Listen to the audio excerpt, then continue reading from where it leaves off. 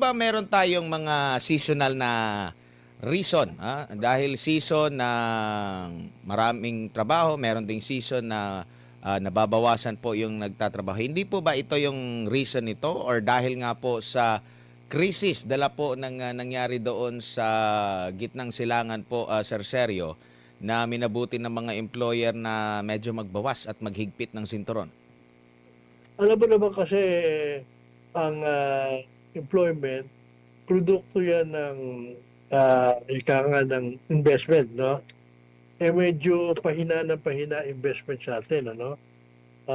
Pati sa tourism, medyo huling-huli tayo sa mga kapitbahay natin, no? Yan, produkto yan ng lack of trust sa ating bayan, no? Noong una, sinasabi nila, ang problema, maraming ika nga yung pagpapalit-palit ng policy. Pangalawa, yung red tape na nababawas-bawasan ngayon dahil sa ARTA. Pero ang talagang killer dyan, yung scandal. Sa yan whether we like it or not, nakarating sa ibang bayan yan, at kung tayo pinagpipilian ng investment, kahuli-huli tayo sa choice. Lalapas-lampasan na tayo nung ating mga kapitbahay, no? Pati nga yung Vietnam na huling-huli sa atin nung araw, nilapas-lampasan na rin tayo, no? So, yan ang problema. Pero meron namang hindi siguro na-capture yung maaring compared to last year, bumaba yung unemployment, no?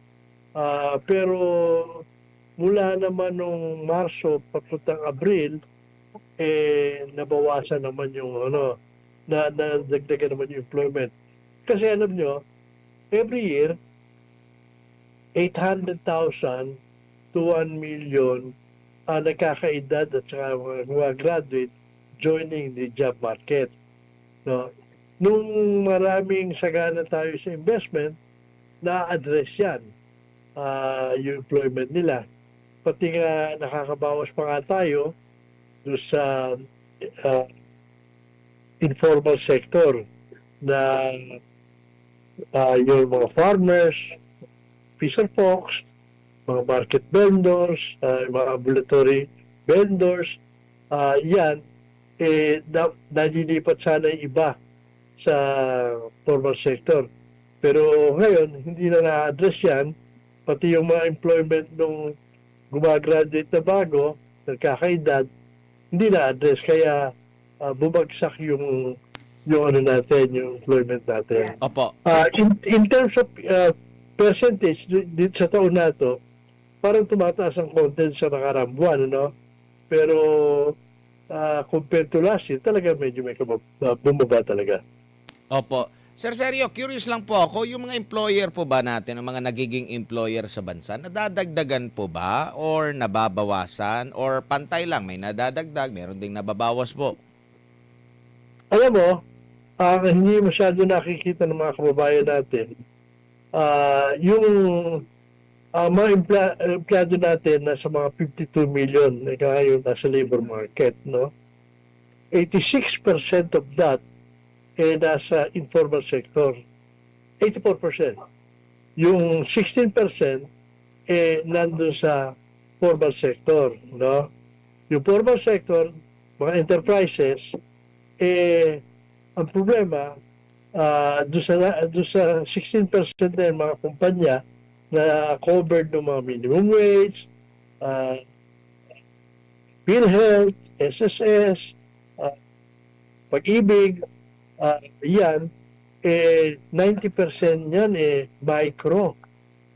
8% is small, wala pang 2% yung medium tsaka large, no?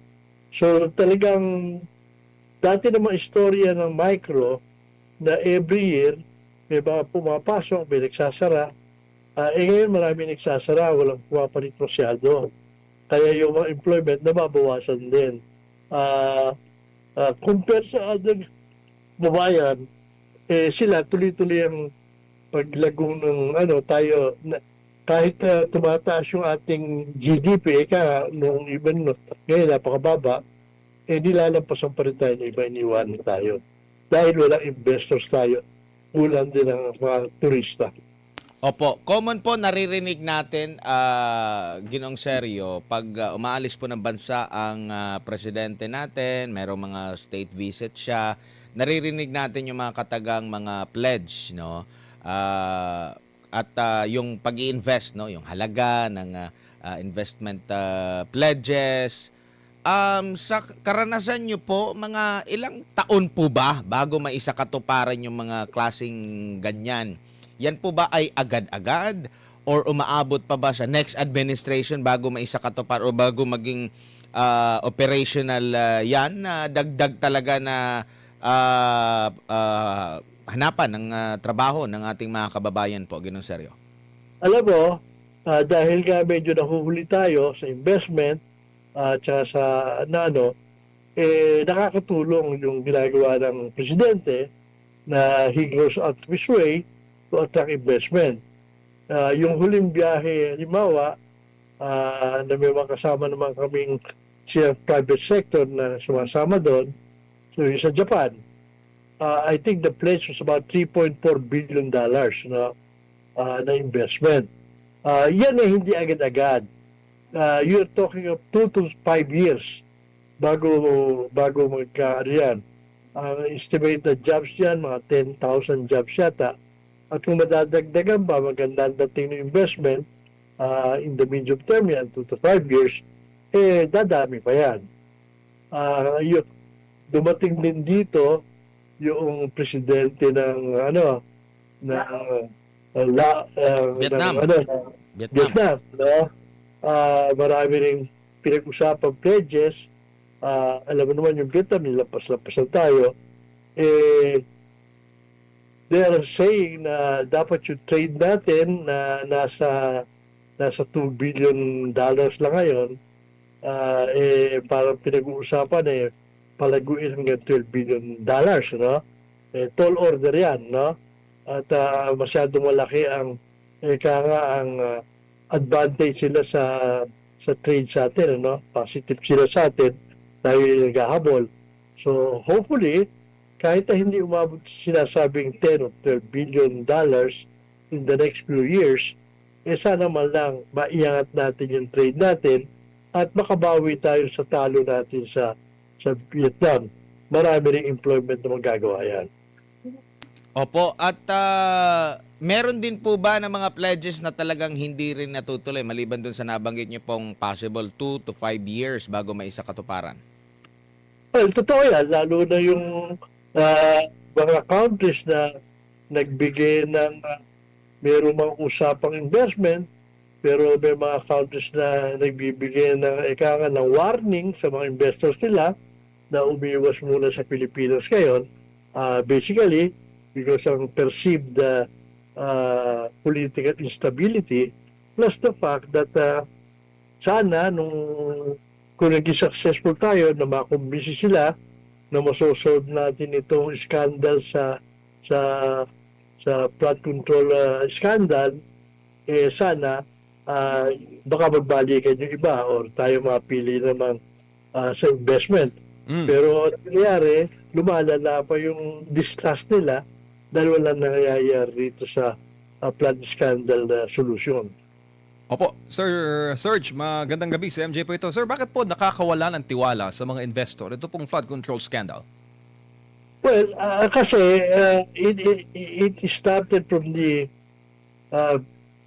biggest corrupt budget na sinasabi lang noong 2025, no? Ang problema, dapat sana po-focus tayo ron, pero nawawala tayo ron hindi naglagay tayo ng ICI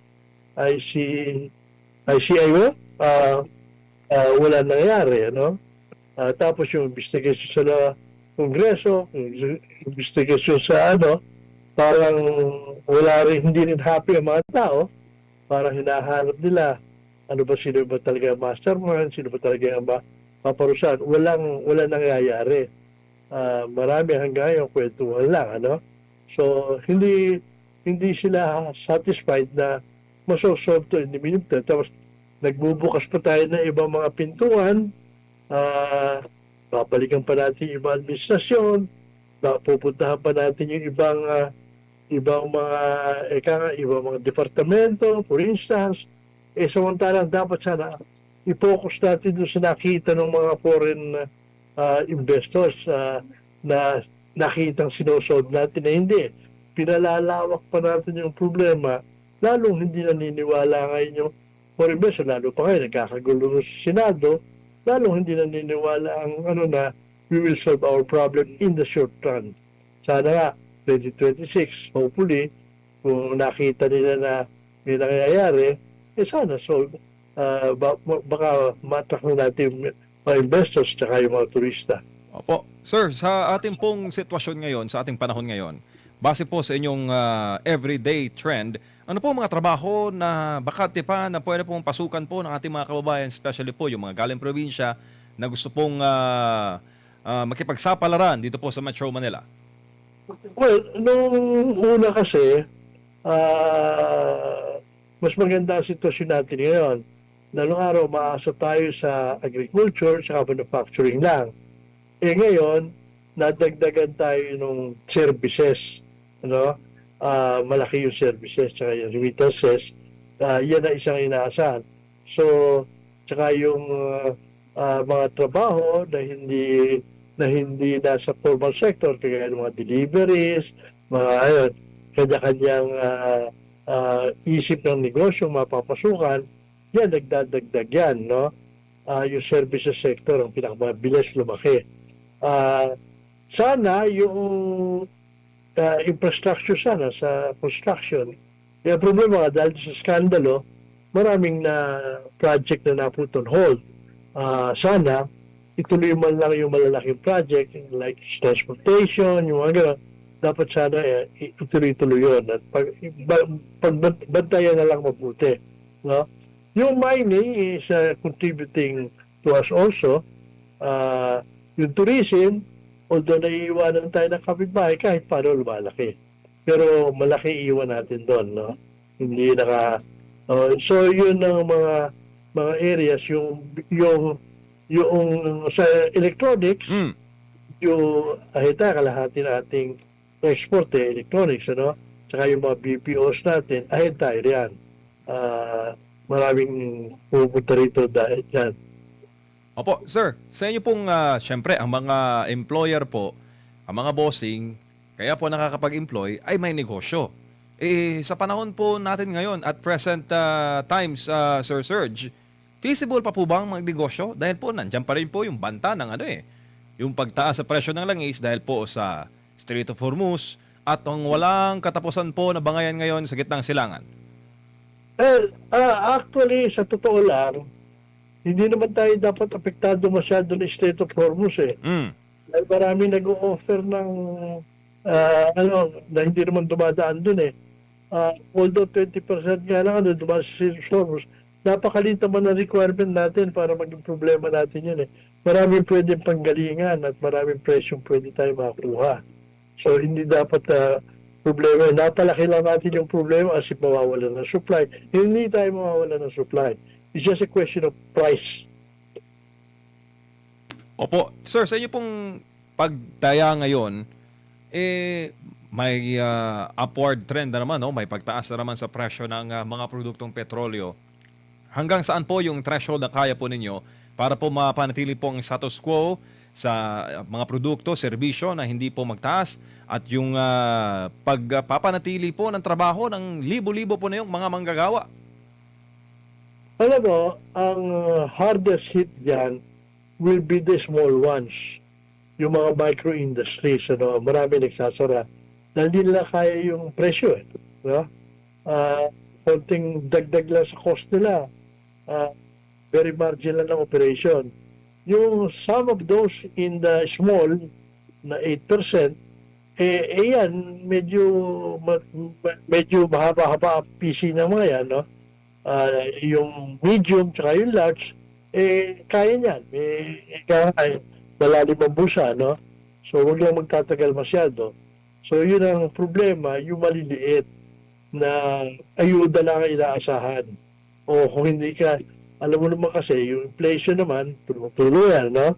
Pag tumaas yung presyo ng bilihin para sa small, or sweldo, ipapatong nila sa presyo nila. Kung hindi na kaya ng merkado bilhin dahil tinaas, nagsasara na lang yung mga yan, no?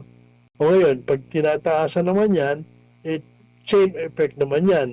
Mapapansin nyo, hindi ba, nung unang gusto gawin, magtaas ng pasahe, na although politically good yun, mabuti naman si Presidente, na advisean siya ng mga cabinet siguro niya na pag tinaasan yan, mas maraming mapiperwisyo. So, ang ginawang solusyon, ayudahan na lang yung mga may-ari ng jeep tsaka yung mga drivers kasi lalong masakit kung ang lahat pag nagtaas, hindi makayanan ng mga pasahero. Opo, huling topic na lang po, Ginong Sergio. Ito pong negative 15 na net satisfaction rating ni Pangulong Marcos Jr. Nakaka-apekto rin po ba ito, lalo na sa sektor na hinahawakan niyo po? Well, actually naman, some of those survey, you have to take a grain of salt depende kung sino nagpa-survey ko minsan, depende rin kung marami namang house sharing survey, hindi malaman kung sino nagsasurvey. So, of course, nakaka-apekto kung yan pero hindi dapat ang tinitingnan diyan yung pagpapalit ng gobyerno basta stable kahit hindi naman interesado ang ang investors ang importante riyan yung stability ng gobyerno. Opo, Ginong Sergio, maraming salamat po sa inyong oras at panahon. Sa ulitin po, ingat po kayo. Thank you, sir. Maraming salamat din sa inyo, MJ, Admar, at sa mga nanonood